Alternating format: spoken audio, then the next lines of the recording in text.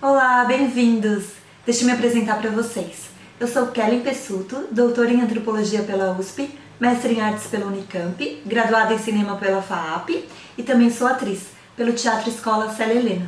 Eu tô aqui hoje para passar para vocês 11 dicas de como iniciar suas aulas online. Muitos amigos têm me perguntado: Kel, como eu faço edição? Kel, como eu faço as lives? Kel, como que eu inicio? Então eu juntei essas dúvidas e esse vídeo aqui eu montei para esclarecer de uma maneira bem fácil e didática para você poder dar o start aí nas suas aulas. Eu dividi em duas partes. Na primeira parte eu vou falar sobre roteiro, otimização do tempo, imagem, filmagem, áudio. A segunda parte eu reservei para edição, screencast e ao vivo. Então espero que vocês gostem, espero que seja muito útil aí na jornada de vocês. E se vocês tiverem algum comentário, deixa aqui embaixo que eu vou dar o feedback, tá bom? Como que a gente dá conta de tudo? Tem o trabalho, distrações, celular, redes sociais, o tempo, brincar com as crianças, leituras, fazer faxina na casa. A gente tem que se virar. Então, eu quero dar para vocês umas dicas de otimização do tempo. Como fazer o tempo render para você conseguir trabalhar melhor e montar suas videoaulas. A primeira dica é: tenha sempre uma agenda. Pode ser um planner, uma lista, to-do list, o que você quiser, mas tenha anotado suas tarefas do dia, isso ajuda muito. Tem uma técnica que é chamada técnica Pomodoro, ela foi desenvolvida pelo Francesco Cirillo, da Itália. Mais produtividade, mais prazer e menos cansaço. E por que Pomodoro? Sabe aqueles reloginhos que tem de cozinha, que marca o tempo? Então, Francesco Cirillo pegou um relógio desse e ele contava o tempo a cada 25 minutos. Então, cada 25 minutos era um pomodoro. Então, nesses 25 minutos, ele focava em uma tarefa. Quando a gente está com muita coisa para fazer e tem que dividir o tempo e acha que não vai conseguir fazer tudo, essa é uma boa técnica para a gente implantar no dia a dia. O que você vai precisar para poder pôr a técnica Pomodoro em prática? Um celular com timer, um relógio, uma ampulheta, o que você quiser para marcar o tempo. Após você fazer os 25 minutos de tarefa, você dá uma pausa de 5 minutos. Na segunda tarefa, mais uma pausa de 5 minutos. Na terceira tarefa, outra pausa de 5 minutos. E a partir da quarta tarefa, você já começa a dar pausas de 15 a 30 minutos. A cada fim de um pomodoro, faça a pausa de 5 minutos. É muito importante obedecer esses minutos de descanso. Aproveita para fazer algo relaxante, para tomar uma água, dar um telefonema. É importante porque descansa o seu cérebro e você estará preparado para a próxima tarefa. Então, quando você for montar a sua lista, você já pode começar a montá-la já de acordo com os pomodoros. Por exemplo, criar roteiro, 2 pomodori. Pesquisa de imagem, 2 pomodori. Responder e-mails, 1 pomodoro. E assim por diante. É importante que você tenha um roteiro escrito do que você irá ensinar. Ele serve como um guia básico. Ele vai ser o seu planejamento de aula. Aquilo que você sempre costuma planejar para os alunos é a mesma coisa, só que dessa vez vai ser online e não presencial. Se a aula for gravada, você poderá seguir esse roteiro escrito e, se for ao vivo, o aconselhado é se guiar por tópicos, já que você está a ensinar um tema que já domina. No seu planejamento é importante pensar o quê? Para que essa videoaula? Qual que é o objetivo dela? Para quem ela é destinada? Onde ela será gravada? E como eu irei gravar? O conteúdo. Você tem que ter bem claro a storyline da sua aula, que é o quê? Contar em uma frase o tema da sua aula. Você tem que pensar na essência do problema que a sua videoaula irá resolver. Então, o certo é seguir passo a passo, cada aula num degrau. Então, o ideal é solucionar um conflito por aula. Uma boa também é dividir por objetivos, por conceitos, temas ou até mesmo partes. O melhor ponto de partida é saber qual é o ponto final, onde que você quer chegar, qual é o seu objetivo com essa aula. Quando a gente pensa em estrutura, o que a gente pode falar? A gente pode fazer uma saudação, contextualizar, explicar qual a sequência, falar sobre o tema e os objetivos dessa aula. O desenvolvimento é o conteúdo em si. E para o fechamento, você pode fazer uma chamada para ação, para o aluno desenvolver o que ele aprendeu na aula, e também a chamada para a próxima aula. É interessante o quê? Usar técnicas de narrativa. Sua aula vai ter diálogo entre duas pessoas? Vai ser um monólogo? O storytelling é uma técnica muito útil para você desenvolver nas suas aulas. O uso de figuras de linguagem também ajuda na sua escrita e no desenvolvimento da sua aula.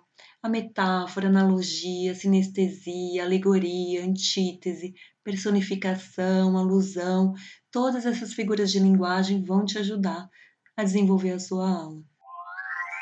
A dica 3 é sobre a importância de se pensar no perfil dos alunos. Quem são seus alunos e também se colocar no lugar deles. Então, quem são seus alunos? São adultos ou são crianças? É importante saber diferenciar qual que é o público-alvo das suas aulas. É importante também saber em qual dispositivo ele está assistindo suas aulas. Se você percebe que a maioria dos seus alunos está usando o celular, então você tem que tomar cuidado com o tamanho das letras, com o tamanho das imagens. É interessante o quê? Fazer uma pesquisa, saber qual dispositivo seus alunos estão usando. Não adianta pedir para o aluno imprimir em casa. Muitos pais não têm impressora, por isso é importante se colocar no lugar deles. O que os alunos esperam? Quais são suas dores? O que está se passando na cabeça dessas crianças? É importante também dar um tempo para as interações. Por exemplo, se você está num ao vivo, separa um final da aula para deixar essas crianças interagirem entre si. Se você está dando uma aula gravada, deixa um espaço para comentários, para dúvidas e também depois responde essas questões, é importante a resposta.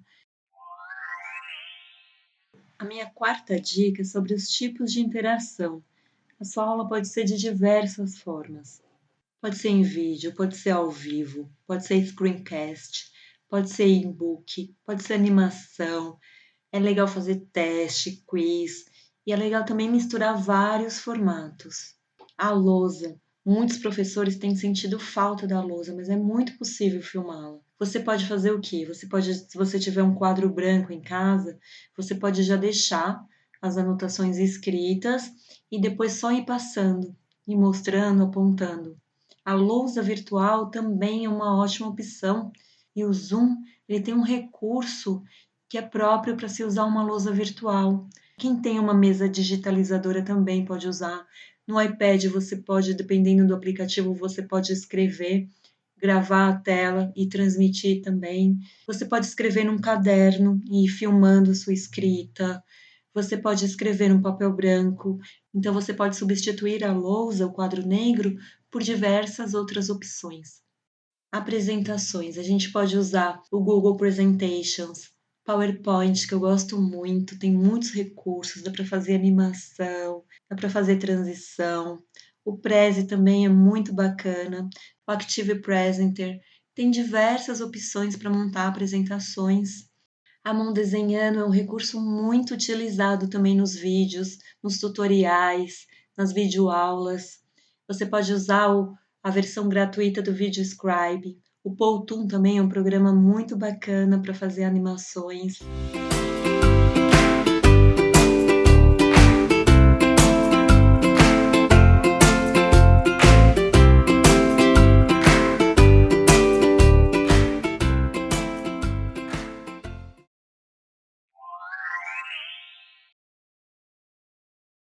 É importante pensar na pré-produção.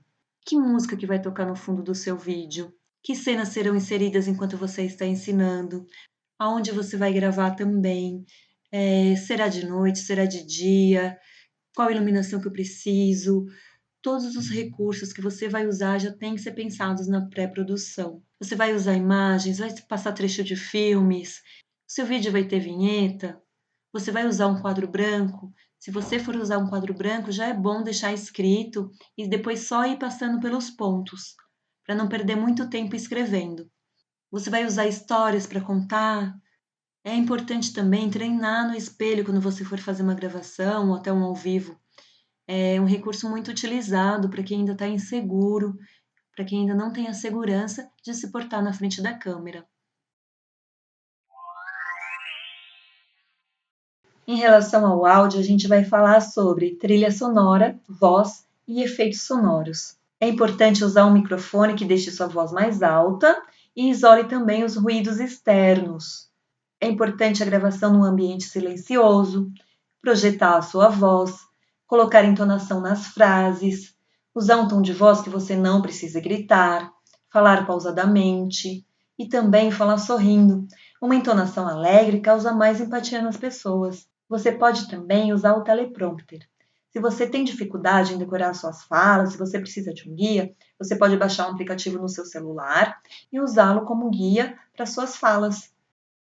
Se você estiver usando humor nos seus vídeos, se você vai trabalhar com criança, quer usar humor, quer cativar mais ainda a atenção deles, você pode também usar um sintetizador de voz, que é o quê? São aqueles aplicativos que transformam a sua voz, deixam a sua voz mais engraçada ou a sua voz mais grossa. Se você está brincando com storytelling, está contando uma história, é um recurso muito interessante. Muda a voz com efeitos, é um aplicativo. Voz do narrador é outro aplicativo e a voz da zoeira também. Esses 3 aplicativos são grátis, tem bastante recursos e você pode brincar bastante com a sua voz. A trilha sonora é um aspecto importante dos vídeos, por quê? Porque deixa o vídeo mais atrativo, ele cria uma atmosfera, facilita a imagem mental de quem está assistindo, passa uma mensagem, aumenta o envolvimento do telespectador, aumenta o envolvimento do aluno. Só que a música tem que ser baixa, muito baixa, a sua voz tem que ser muito mais alta do que a trilha. Efeitos sonoros também é muito bacana. Ele proporciona mais vivacidade ao seu vídeo, remete à sensação do que é mostrado, ele desperta sentimentos, e eles podem ser inseridos na edição. Só que aqui a gente tem que tomar cuidado com uma coisa, com os direitos autorais. A grande maioria das músicas, elas são protegidas por direitos autorais. Então, se você usar uma música protegida no YouTube, por exemplo, você pode ter a trilha do seu vídeo removida, isso é, se o seu vídeo não for removido inteiro. Então, tem que tomar muito cuidado. Se você usar músicas protegidas para fins comerciais, para suas aulas, pode acarretar sanções e até mesmo penas. E não existe de fato a regra dos 10 segundos. Não é permitido usar nem um segundo sequer de uma trilha protegida pelos direitos autorais. Mas há sites que disponibilizam seu acervo para ser usado livremente.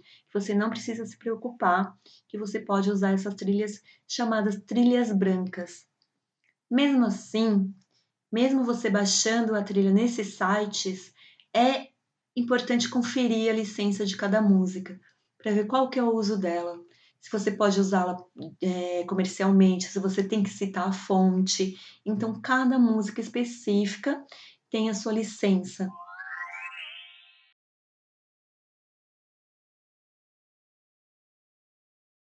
Então, o que a gente tem que pensar? Na qualidade da imagem, na iluminação, no ambiente, nos tipos de câmera e nos enquadramentos. A internet ela tem um apelo visual muito grande, então os usuários eles priorizam fotos e vídeos. A qualidade importa sim nas redes sociais, importa nas videoaulas e é essencial que as suas postagens sejam bem feitas, que seus vídeos sejam bem feitos. No Facebook, por exemplo, um conteúdo visual recebe 55% mais curtidas e engajamento do que posts sem imagens.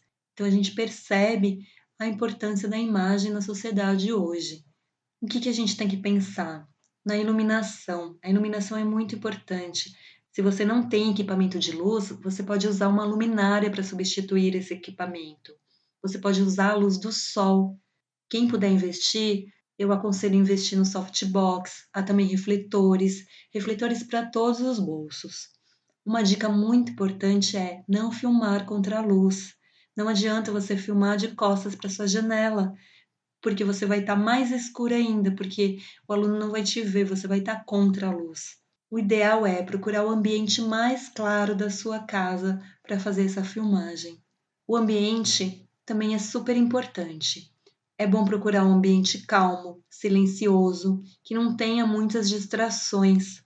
Desligar o celular, avisar as crianças na sua casa que você está fazendo uma aula, seja ao vivo ou gravando. É importante utilizar uma mesa ou bancada para você ter mais conforto, para você ter onde apoiar o seu caderno, o seu material, os seus recursos. E também tomar muito cuidado com o fundo. O que está aparecendo no fundo? O que está aparecendo atrás de você? É importante pensar nessa composição. Câmeras. A gente tem uma vasta opção de câmeras, seja a câmera do computador, do smartphone, seja webcam, temos câmeras portáteis, DLSR. A câmera do computador, por exemplo, ela costuma ter uma resolução muito baixa. Então, se for fazer um ao vivo, seria melhor investir na câmera do celular ou em uma webcam. Os smartphones, eles costumam possuir boas câmeras, até mesmo os mais baratos. Então, às vezes, vale mais a pena você gravar pelo celular do que usando a câmera do computador. Se você puder investir ou numa câmera portátil ou numa DLSR, elas são muito boas para vídeos gravados. Para vídeos ao vivo, você precisa de mais recursos. Então, eu não aconselho essas câmeras para vídeos ao vivo, somente para gravados, para você não precisar comprar outros equipamentos para poder usá-las. Os enquadramentos. Seu assunto principal pode aparecer no centro do quadro. É o chamado enquadramento central. Ele oferece um sentimento de estabilidade, de neutralidade. Outra opção é seguir a regra dos 3/3, que é o quê? É dividir a tela em 3/3 iguais e enquadrar para que o assunto principal esteja em um dos 4 cruzamentos. Nesse frame de Monstros S.A., por exemplo, da Pixar, a gente tem os olhos do Sully bem no cruzamento de um desses 4 pontos. Você percebe que dá mais expressão, você direciona seu olhar diretamente para os olhos dele. E a gente tem vários tipos de plano. Temos o plano geral. Esse plano geral eu não aconselho fazer a aula toda nele, porque o aluno vai perder muito das suas expressões, mas é legal para mostrar o contexto. E nesse plano a câmera fica longe do personagem para dar uma perspectiva mais ampla e também a compreensão do local que esse personagem está. Temos o plano médio, que é o mais usado nas videoaulas, são mais pessoais, ele é perto o suficiente para estabelecer emoções, estabelecer conversas, é como se você estivesse conversando com um amigo. E temos também o close-up. Ele é usado para pensar em momentos mais emocionais, quando quer transmitir mais emoções. Não aconselho fazer uma aula inteira com close-up. O plano médio seria o ideal mesmo.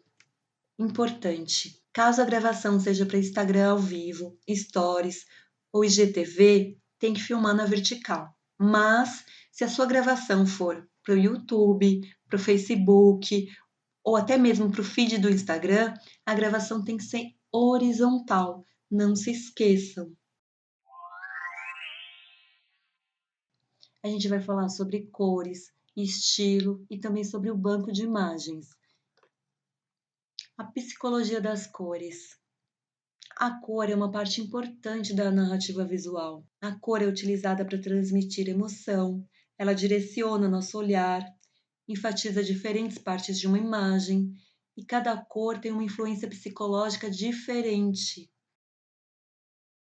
Esse tom de azul, por exemplo, ele pode ser usado para apoiar um clima calmo e relaxado. O vermelho já é alarmante, por exemplo.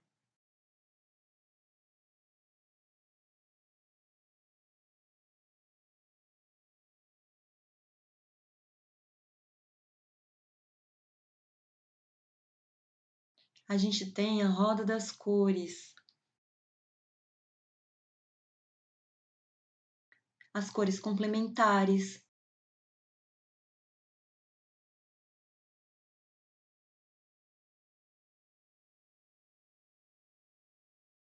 as cores análogas.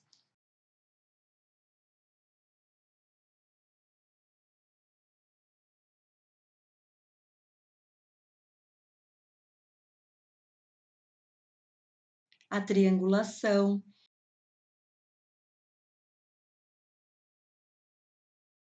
E a gente também tem vários estilos de imagem. A gente pode usar fotografias e também os vetores.